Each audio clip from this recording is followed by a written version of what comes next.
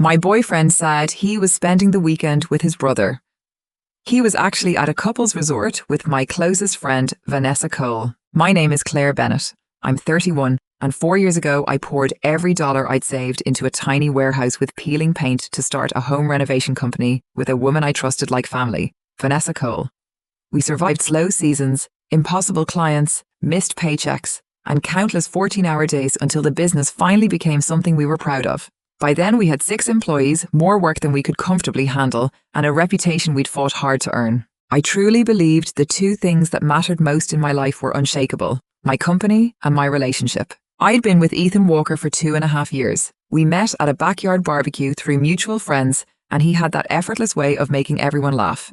A year later, he moved into my apartment. It saved us money, but the truth was I couldn't imagine coming home to anyone else. Ethan worked in pharmaceutical sales, while I practically lived at construction sites. Our schedules rarely matched, yet we made it work. We split the bills, planned vacations, and argued over whose turn it was to buy coffee filters like any ordinary couple. Or at least, that's what I believed. Looking back, betrayal never announces itself. It slips into your life disguised as an ordinary Thursday. That evening, Ethan wandered into the kitchen while I was answering emails. "I'm heading to my brother's tomorrow," he said, grabbing a bottle of water. I barely looked up. "Everything okay?" "He and Melissa finally split. He's taking it pretty hard." "Poor guy. He asked me to spend the weekend with him." "Of course you should." He smiled. "I knew you'd understand." I reached over, squeezed his hand, and went back to my laptop. "Give him a hug for me." "I will." Nothing about that conversation felt unusual. He didn't hesitate, avoid my eyes, or act differently in any way. It was just another quiet evening between 2 people who trusted each other. The next morning, Ethan rolled a small suitcase into the hallway. "What time will you be back Sunday?" I asked as I poured coffee. "Probably around dinner. Drive carefully." He kissed my forehead. "I love you." "I love you too." I watched him walk out the door, and a moment later his cologne lingered in the hallway. It wasn't the one he wore every day. It was the expensive bottle he usually saved for anniversaries, weddings, or formal dinners. I smiled to myself. Maybe he just wanted to look presentable around family. Looking back, it's amazing how quickly your mind reaches for the most innocent explanation. Friday disappeared beneath contractor calls, supplier invoices, and clients convinced every project was an emergency. Around 3 that afternoon, I logged into our shared phone account to check the monthly bill. Since it was under my name, I handled everything. The unusually high data usage caught my attention first, but it wasn't what mattered. A forwarded reservation confirmation appeared in the activity log. I opened it without thinking, and the moment the page loaded, my stomach dropped. It was a reservation for a luxury couples resort 3 hours away, booked for 2 guests under the romantic weekend package, complete with champagne, a private candlelit dinner, and a king suite from Friday through Sunday. For one impossible second, I wondered if Ethan had planned a surprise for us. Then my eyes found the name. It wasn't Ethan Walker. The reservation had been made under Vanessa Cole. I refreshed the page, hoping I'd misread it, but nothing changed. The reservation, the dates, the romantic package, and the king suite all stayed exactly the same. I couldn't breathe as the truth settled in. The reservation wasn't under Ethan's name at all. It belonged to Vanessa Cole, my business partner. My mind scrambled for another explanation. Maybe she was meeting clients. Maybe Ethan was helping with work. I clung to every excuse I could invent until my eyes landed on romantic weekend package again. That was the moment every illusion collapsed. Nobody accidentally books a couples resort complete with champagne, a candlelit dinner, and a king suite. I leaned back and covered my face while the office carried on around me. My employees laughed outside my door. Power tools buzzed in the warehouse, phones kept ringing, and life moved forward as if nothing had happened. I sat there, unable to move. I picked up my phone more than once, ready to call Ethan, but every time I stopped myself. I thought about calling Vanessa instead, hoping one of them could somehow explain what I was seeing. Instead, I opened our recent messages. Just the day before, she'd wished Ethan a good weekend with his brother and finished it with a smiling emoji. The reservation wasn't the beginning. It was simply the first piece of evidence I'd finally been forced to see. Suddenly, everything I had dismissed over the past few months returned at once. Late client meets, schedule changes that never quite made sense, conversations that stopped when I walked into the room, and inside jokes I was never part of suddenly fit together. Individually, I dismissed every one of those moments. Together, they left me with no explanation I could keep believing. I sat there for nearly 20 minutes, torn between driving straight to the resort and confronting them in person. I could already imagine how it would end. Ethan would insist it wasn't what it looked like. Vanessa would claim they were discussing business, They would explain, deny, apologize, and somehow I'd become the irrational girlfriend who had overreacted. The answer was obvious. If I confronted them in private, they would decide what version of the story everyone else heard. I wasn't going to give them that chance. Instead, I took screenshots of every page of the reservation before opening our old college group chat. The group included 15 people who had shared birthdays, weddings, vacations, and years of friendship. Ethan was there, Vanessa was there, Daniel was there, along with nearly everyone closest to us. I stared at the empty message box until my hands finally stopped shaking. Then I started typing. Interesting discovery today. Ethan told me he was spending the weekend helping his brother after a breakup. Instead, he's currently at Pine Ridge Resort in a couple's suite booked under Vanessa Cole's name. Since both of them preferred keeping everyone in the dark, I figured the truth deserved the same audience as the lie. I attached every screenshot, read the message twice, and pressed send. Within seconds, the typing indicators began popping up across the screen. I didn't wait for a single reply. I set my phone face down on the kitchen counter, turned it off, and walked into my bedroom. That night, I closed my eyes without wondering where Ethan really was. I slept far better than I should have. Not because I wasn't hurting, but because the uncertainty was finally gone. I no longer had to question whether Ethan was lying or whether Vanessa had crossed a line. Everything that followed would happen in the open. When I woke Saturday morning, sunlight was already spilling across my bedroom floor. For one peaceful second, I'd forgotten everything. Then my eyes landed on my phone, still powered off exactly where I'd left it. I took a slow breath and pressed the power button. Before the screen had even finished loading, it began vibrating non-stop. Notifications poured in so quickly they replaced each other faster than I could read them. 36 missed calls and 94 unread messages filled the screen before it had even finished loading. I let out a tired laugh. So, I whispered, they've seen it. The call log told the story without a single explanation. 18 calls from Ethan, 7 from Vanessa, 2 from Ethan's brother, 5 from Daniel. The earliest had come less than 15 minutes after I'd posted the screenshots. I opened the group chat first. By the time I opened the chat, hundreds of new messages had buried the conversation from the night before. Most people initially thought someone was playing a cruel joke. Mark. Claire. Please tell me these screenshots are fake. Rachel. What is happening? Olivia. I literally had dinner with all of you last weekend. Bounce in Vanessa, say something. People kept tagging Ethan and Vanessa, but neither of them replied for nearly 40 minutes. When Ethan finally appeared, he didn't deny anything. Claire, please answer your phone. This is a misunderstanding. A moment later, he added, "Can we not do this here?" Then another message followed. You're destroying both our lives before we've even talked. No one rushed to defend him, but no one attacked him either. The entire group simply waited to see what would happen next. Vanessa finally broke the silence with a single sentence. Claire, please remove the screenshots. And she never claimed they were fake, never offered an explanation, and never denied being at the resort. All she wanted was for the evidence to disappear. That single message told everyone everything they needed to know. Then Daniel spoke. I stared at his name for several seconds before opening it. Until then, I'd almost forgotten he was even in the group. He was always the quiet one, the kind of person who remembered birthdays, shared photos of his kids, and rarely drew attention to himself. His message was painfully simple. Thank you, Claire. I didn't know. I know now.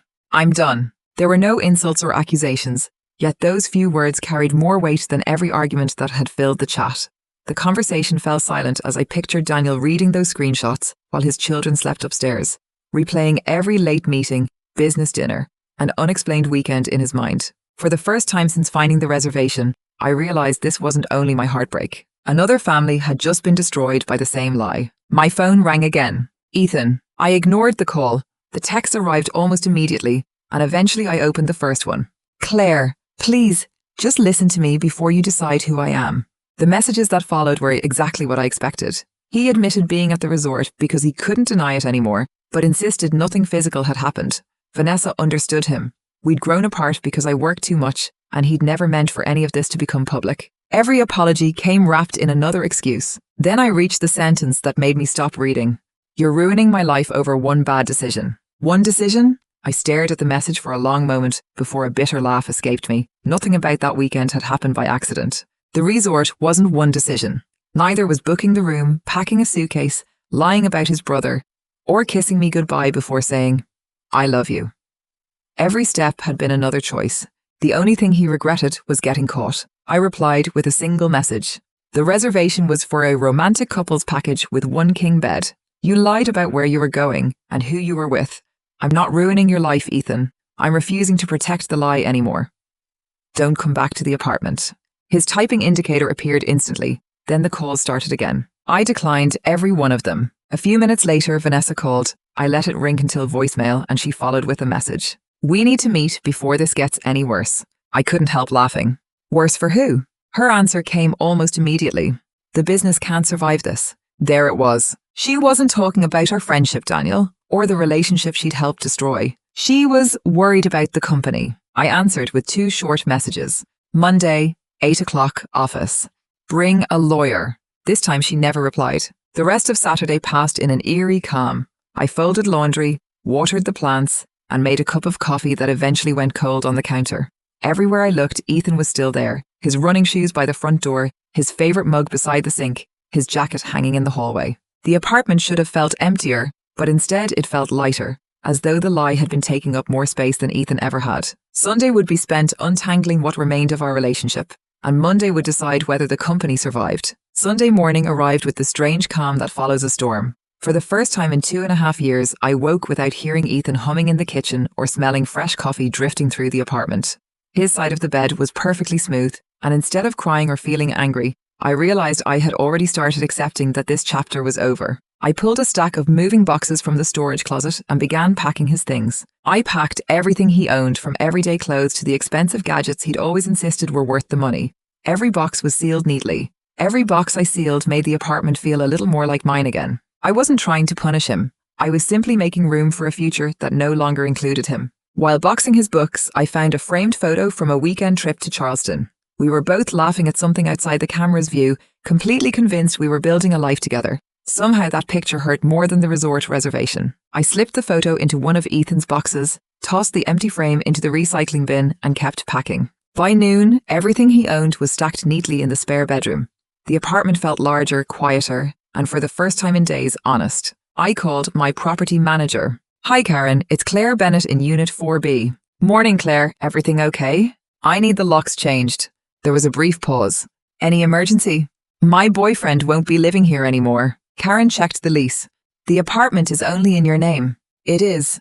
Then that's entirely your decision. A locksmith arrived later that afternoon, and by 3 o'clock Ethan's key no longer fit the front door. Watching the new deadbolt click into place felt less like revenge than closure. While I swept up the metal shavings, my phone rang. Ethan's mother. I almost ignored it, but answered anyway.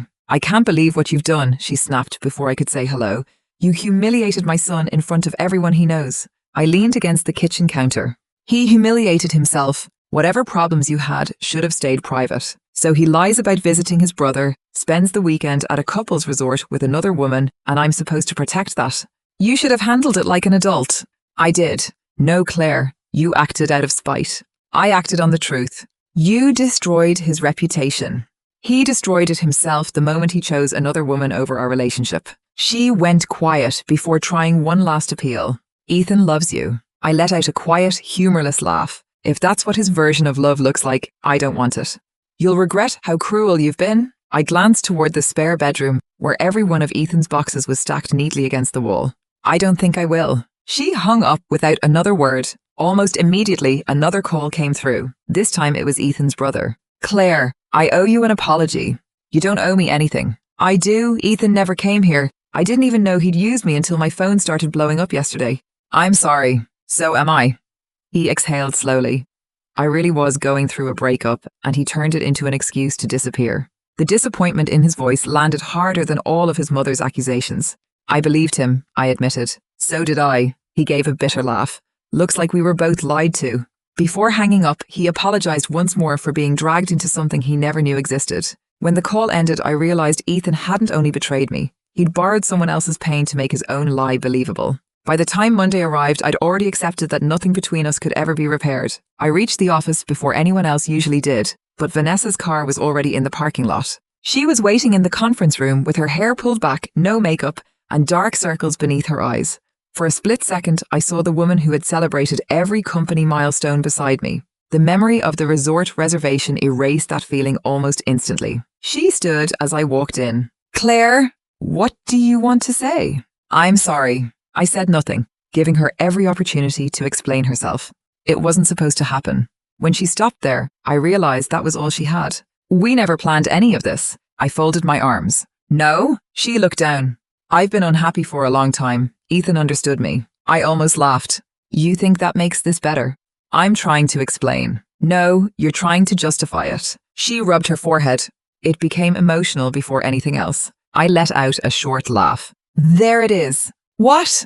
The same excuse everyone gives after getting caught. She frowned. I was lonely. He understood me. It just happened. I leaned forward. No, it didn't. Her eyes met mine. Booking a romantic resort didn't just happen. Choosing one king bed didn't just happen. Lying to Daniel didn't just happen. Lying to me didn't just happen. Every one of those took a decision. She lowered her head. I know. I took a slow breath. I'm not here to discuss your affair. She looked up, surprised. I'm here to discuss the company. That caught her completely off guard. The company? We own this business together, but I don't trust you anymore. She blinked. What are you saying? Our partnership is over. For a moment, she smiled with quiet confidence. You can't remove me. I know. We each own 50%. I know. You'd have to sell the company. I know. Her smile grew a little wider. So this is just anger talking. I held her gaze without blinking. Then let's sell it. Her expression tightened. Oh, what? I'd rather walk away from 4 years of work than spend another day pretending I can build a future with someone I can't trust. She stared at me in stunned silence. You can't be serious. I've never been more serious. Her expression hardened. You'd destroy everything we've built because of one weekend? I slowly looked around the conference room before answering. The conference room walls were lined with framed photos from projects we'd completed together. Renovated kitchens, restored historic homes, smiling homeowners holding the oversized ceremonial keys we'd once made as a joke. Every photograph reminded me that we'd built all of it side by side. You destroyed this, I said quietly. I'm only deciding what happens to what's left. Vanessa sank into a chair. Claire, please. I know you think I'm angry. Aren't you? No, I'm past that. We can still fix this. I shook my head. You didn't just betray me. You betrayed every decision we made when we built this company. She frowned. What does that mean? When we started, we promised each other there would never be secrets that could destroy the business. She froze for a moment. I could see she'd remembered the same conversation. Years earlier, we'd watched another local contractor lose everything after two partners hid serious financial problems from each other. We promised ourselves trust would always come before profit. Until it didn't. I never wanted the company involved, she said quietly. You involved it the moment you started a relationship with my boyfriend. She started to argue, then stopped. After a long silence, she spoke again. Daniel left this morning. He took the kids to his sister's. She watched me carefully, waiting for sympathy that never came. Did you expect anything else? I asked. Her eyes filled with tears. No. Then why tell me? She hesitated. I guess I wanted you to remember who I was before all this. I've tried. I looked at her for a long moment. But every time I do, I remember the reservation instead. She lowered her eyes without another word. I slid a folder across the table. What's this? A valuation of the company. She opened it slowly. Assets, equipment, active contracts, projected revenue, and one number highlighted at the bottom. Estimated market value, $380,000. She looked back at me. You prepared this over the weekend? I accepted reality before you did. She closed the folder. So what happens now? You have 60 days. Either you buy my half, I buy yours, or we put the company on the market. Her head lifted sharply. You'd really sell everything? I love this company. I know. That's exactly why I won't spend the next 10 years wondering whether I can trust the person sitting across from me. She searched for an answer and never found one. 20 minutes later, our employees began arriving, and we walked out of the conference room as though it were an ordinary Monday. We answered questions, returned calls, and discussed job sites like we always had. Anyone walking through the office would have thought it was an ordinary Monday. Only the people working there knew the partnership had already fallen apart. No one asked us what had happened, but conversations died the moment either of us walked into a room. The screenshots had spread faster than any rumor ever could, and by lunchtime I could feel the uncertainty hanging over the entire office. People weren't just wondering about us anymore. They were wondering whether the company itself would survive. I spent the afternoon answering emails and pretending my personal life hadn't collapsed. Around 3, my attorney, Michael Ross, called. I'd sent him every screenshot on Saturday night. I've reviewed everything. What do you think? You want the legal opinion or the personal one? Both. He laughed quietly. Personally, your former business partner made an incredibly stupid decision. Legally, though, the affair doesn't change ownership. I expected that. But a partnership built on trust that's been permanently damaged is another matter. He walked me through buyout options, mediation, and the legal process for selling the business. Most of it confirmed what I'd already researched. But before hanging up, he added one piece of advice. Until ownership changes, protect yourself. I already started backing up records. Good. Keep copies of every financial document, limit access to anything she doesn't need, and document every conversation from now on. For the first time in days, I felt like I was thinking clearly instead of reacting emotionally. The rest of the afternoon disappeared as I backed up every contract, payroll record, invoice, supplier agreement, and client file I might need. I wasn't doing it because I expected Vanessa to sabotage the business. I was doing it because I no longer knew what she was capable of. That realization hurt more than I expected. Tuesday morning, another surprise was waiting outside my apartment. Ethan. He looked exhausted, with bloodshot eyes and the kind of unshaven face that suggested he hadn't slept since the weekend. Claire. I kept walking. Please, just give me 5 minutes. You already had an entire weekend. He followed me to my car. I deserve a chance to explain. No, you won't even listen. I unlocked the driver's door. I am listening. I made a terrible mistake. I know. It didn't mean anything. I looked at him for a long moment before shaking my head. You risked our relationship, my company, and our home for something that meant nothing? His mouth opened, but no answer came. I don't know what to say. You could try the truth. I am telling the truth. No, you're telling me whatever gives you the best chance of getting me back. His shoulders slumped. I still love you. For months, maybe longer, I'd believed those words without hesitation. Now they sounded practiced. I think you missed the life you lost more than the woman you betrayed. His eyes filled with tears. Before closing my car door, I met his gaze one last time. If you really loved me, you wouldn't have needed another woman to make you question it. Then I drove away without looking back. By Thursday, I realized the worst part was over. The shouting, the shock, the public fallout had all passed. What remained was quieter. 2 business partners communicating like strangers through invoices, supplier approvals, and scheduling emails. Every message was professional, every interaction polite, and every trace of trust was gone. Late Friday afternoon, Michael called again.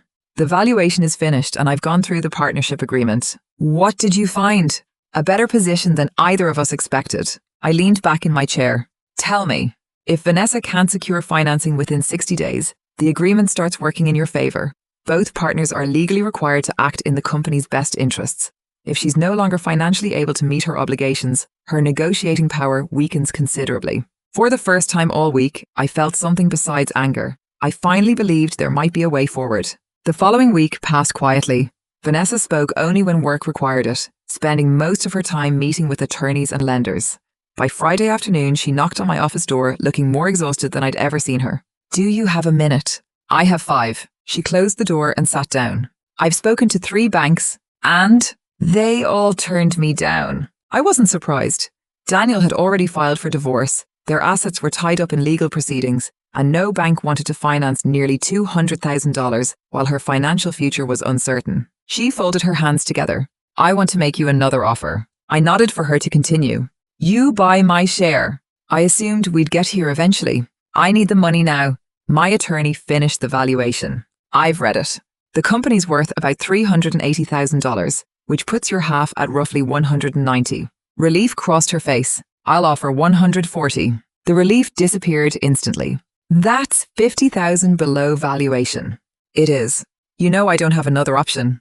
Exactly. She stared at me in disbelief. You're taking advantage of me. I met her eyes without raising my voice. I'm responding to the position you're in. Those aren't the same thing.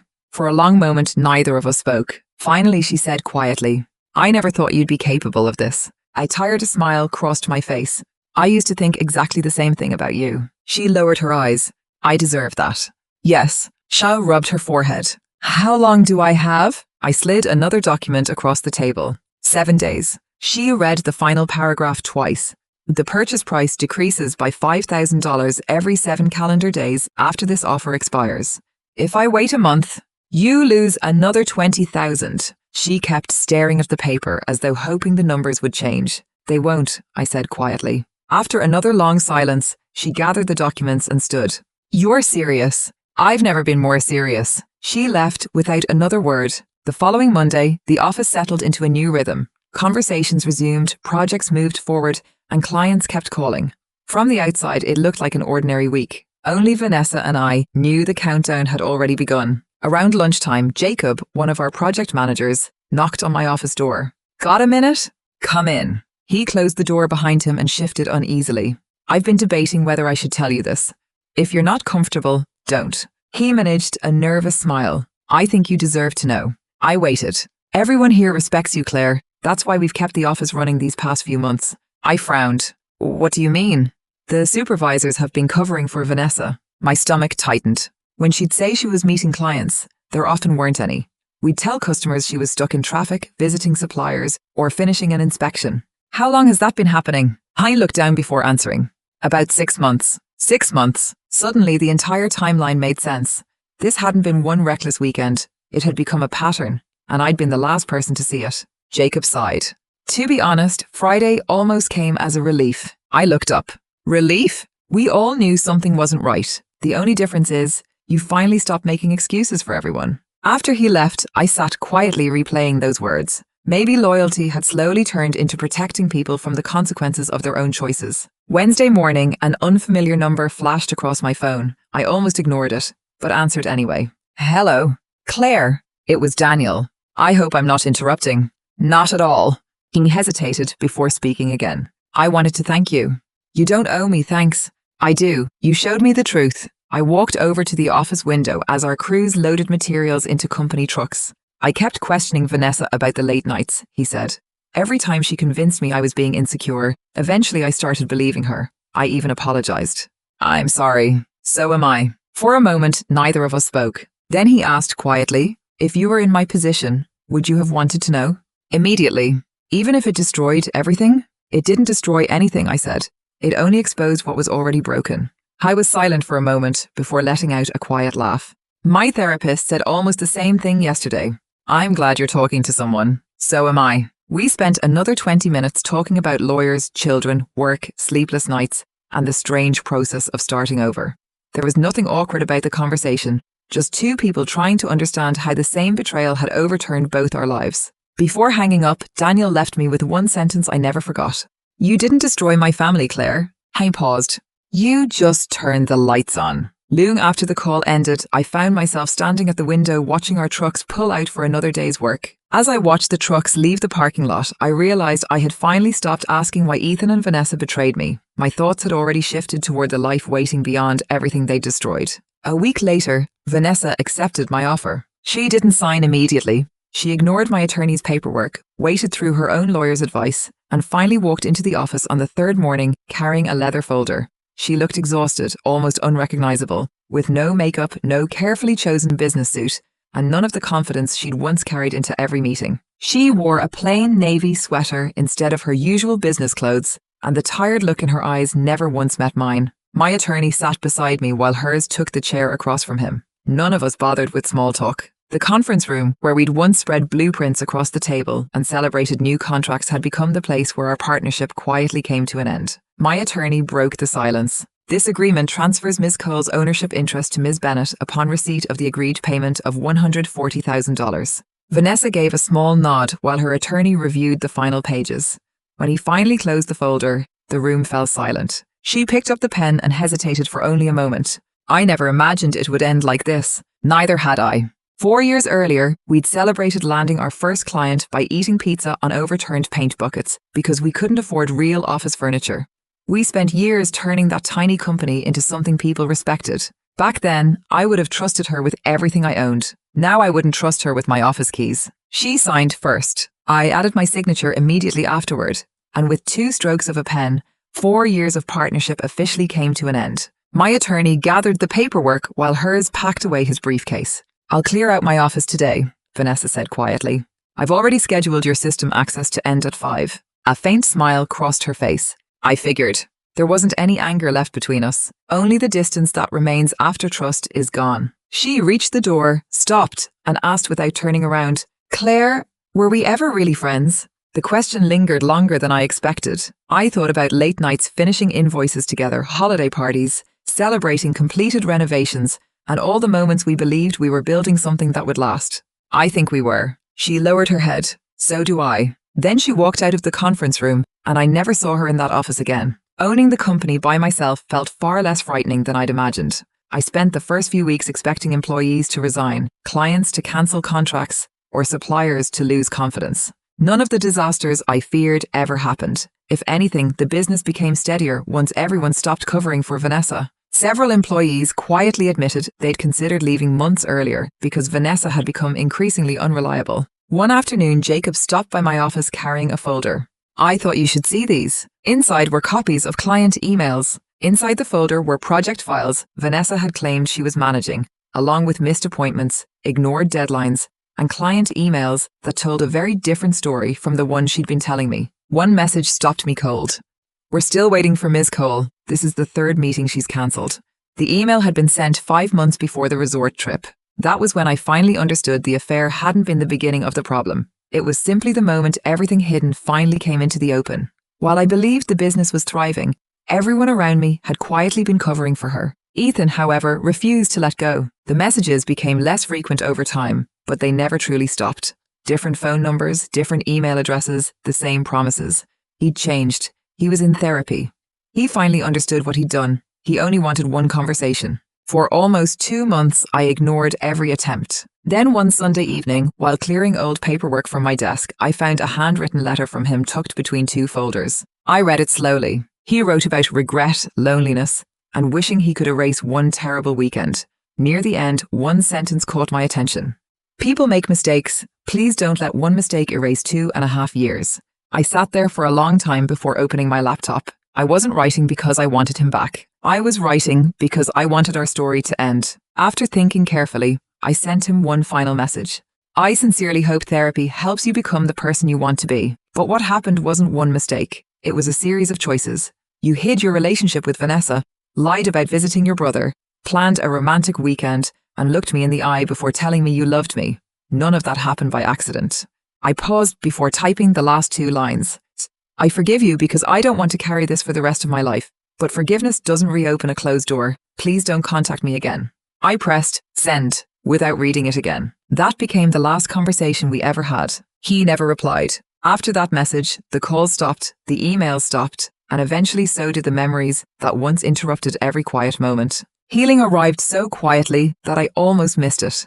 One day I stopped rereading old messages. Another day I boxed up our photographs. And before long my apartment finally felt like my home again. About a month later I started seeing a therapist. During one session, she asked a question I've never forgotten. If you could go back to the day you found those screenshots, would you still send them? I thought about everything that followed. Daniel learning the truth, the divorce, buying back the company, friendships that survived, and the painful ones that didn't. Finally, I nodded. Yes. Why? Because the truth already existed, I said quietly. I didn't create it. I just stopped protecting it. She smiled, and neither of us felt the need to say anything else. Even now, people occasionally ask whether I regret making everything public. Some believe I should have confronted them privately or handled it more quietly. Everyone is free to decide how they would have handled it. I only know I couldn't keep protecting a lie. I never chased them to the resort. I never screamed, broke anything, or invented a single accusation.